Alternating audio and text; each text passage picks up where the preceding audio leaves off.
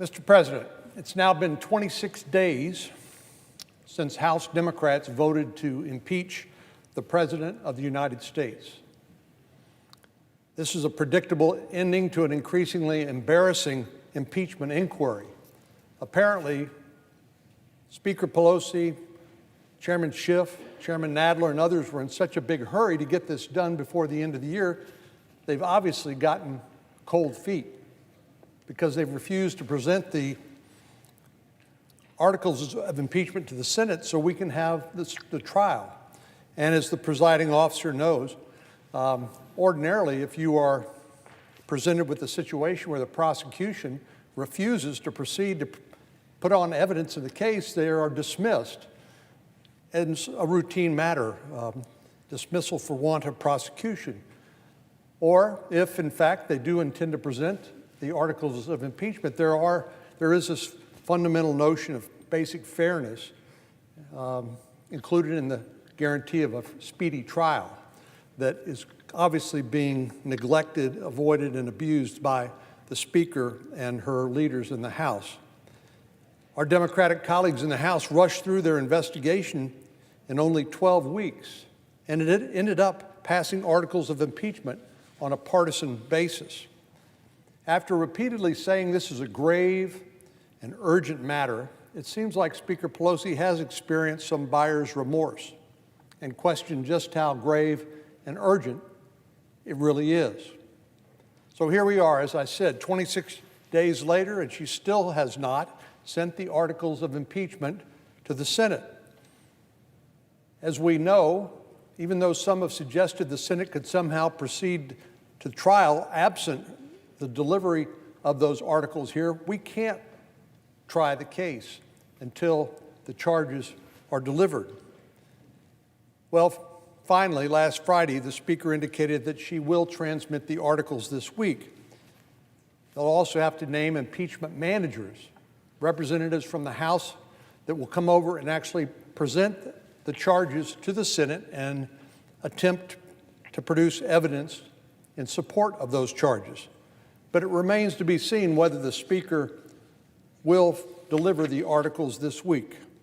She's been withholding them, as I said, for nearly 4 weeks now, claiming it's part of her strategy to get leverage over the Senate, a strategy that has yielded no positive results.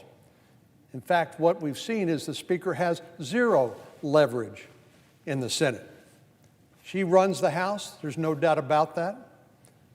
But the Senate is a separate body, and we don't take our instructions from the House, just like the House does not take their direction from the Senate. Before the House even voted on the articles, Leader McConnell said the Senate should follow the same bipartisan framework used to guide the Clinton impeachment trial. I say bipartisan because at that time, 100 senators agreed to this path forward. And the logic goes this way. If it was good enough for President Clinton, then it should be good enough for President Trump. Suffice it to say that the Speaker disagrees. Instead of sending the articles of impeachment over and letting 100 members of the Senate decide how best to proceed, she chose to take matters into her own hands. Apparently, the sole power of impeachment, as the Constitution describes the House's role, isn't good enough for Speaker Pelosi. She's now trying to assume what the Constitution says is the Senate's sole power to try all impeachments. But we shouldn't be fooled. The Spider claims this is not an effort to create a fair process. A fair process would be like the Bill Clinton impeachment trial, which was agreed to by 100 senators on a bipartisan basis. Our Democratic colleagues in the House threw fairness out the window months ago.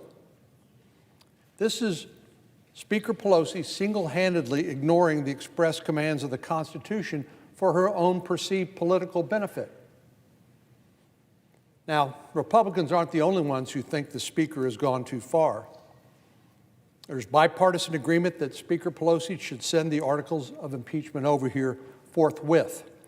A number of our Senate Democrats have expressed their desire to get started with the impeachment trial. I think the senior senator from California, our friend Senator Feinstein, same state as the Speaker of the House, she summed it up best when she said, the longer it goes on, the less urgent it becomes. So if it's serious and urgent, send them over. If it isn't, don't send them over. Irrefutable logic. Now we're hearing from a growing number of House Democrats who have split from Speaker Pelosi and say it's time to send the articles. For example, the chairman of the House Armed Services Committee said, we control the House, Mitch McConnell controls it in the Senate. Senator McConnell might disagree with that, but that's what the chairman of the Armed Services Committee said. He conceded, I think it's time to send the impeachment to the Senate. Well, with Speaker Pelosi facing increased backlash from members of her own party, including her rank-and-file Democrats, you can't help but wonder who is winning this game that she's playing, because it's clearly a game. It's laughable to say that she's doing this for the sake of the American people or the Constitution. A new poll released by The Hill and Harris last week showed that 58% of voters nationwide think it's high time for the House to send the articles of impeachment to the Senate. 58%. This delay isn't putting President Trump in a bad position. In fact, it's further proving the partisan motivations that have been driving the House impeachment inquiry from the very beginning. Speaker Pelosi obviously isn't doing this for the good of House Democrats. Their role in the impeachment inquiry is finished. And as I mentioned, a number of her own members think she's making a big mistake by holding up the articles. And this clearly isn't giving our Senate Democrat colleagues a leg up.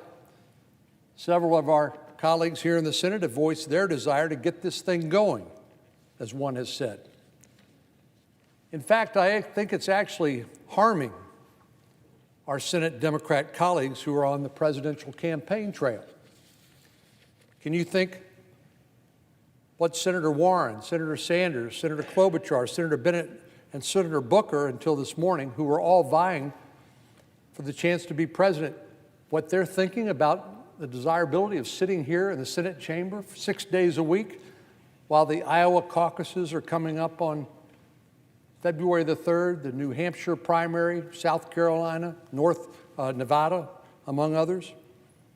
The Iowa caucuses are happening just 3 weeks from today, and New Hampshire's primary is the week after that.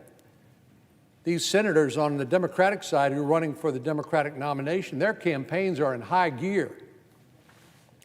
And I imagine the last place they want to be is in Washington, D.C., sitting in this chamber during an impeachment trial. During the trial, every member of the Senate will be sitting in our desks 6 days a week until we're finished. And no, we won't have our electronic devices. I just saw a piece of cabinetry in the cloakroom where we'll be required to turn over our iPads and our iPhones. So this will just be us, not speaking. We don't have a speaking role. We have a listening role, sitting here for hours each afternoon, 6 days a week until we finish this process. Well, that doesn't leave a lot of time for our Senate colleagues who are running for the Democratic nomination to talk to voters in Iowa or New Hampshire. The longer Speaker Pelosi holds on to the articles of impeachment, the closer a trial gets to overlapping with those key dates. Now, you have to imagine our friends on the other side who are running for president are getting a little nervous. Cory Booker, who left the campaign trail this morning, recently said this trial could be a big, big blow to his campaign. Even a short 2-week trial could mean literally dozens of events we won't be able to go to. Now, while that is no longer true for Senator Booker, it is for the remaining candidates. Senator Warren shared this same sentiment, and she thinks being in Washington would prevent her from being able to build critical personal connections on the campaign trail.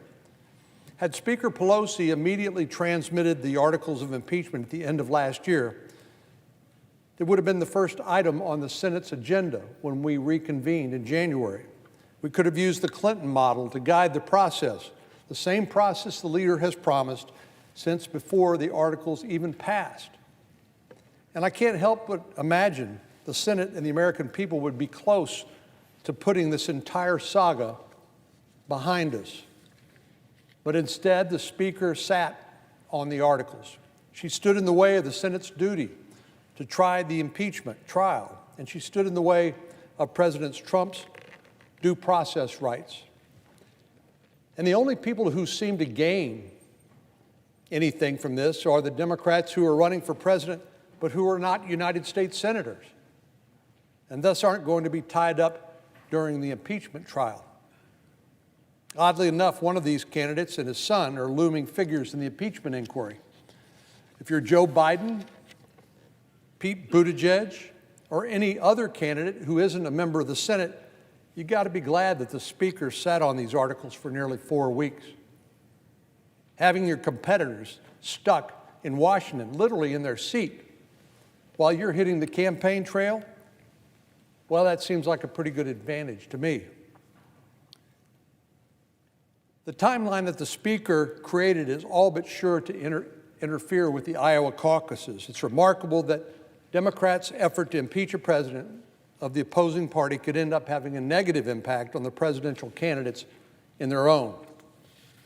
All of this is to say, Mr. President, it's time to bring this embarrassing chapter to an end. Republicans and Democrats and the American people all agree that it's time to get the articles of impeachment to the Senate so we can try the case according to our duties under the Constitution, and the American people and the Congress can move on. Mr. President, I yield the floor, and I would note the absence of a quorum. The clerk will call the roll.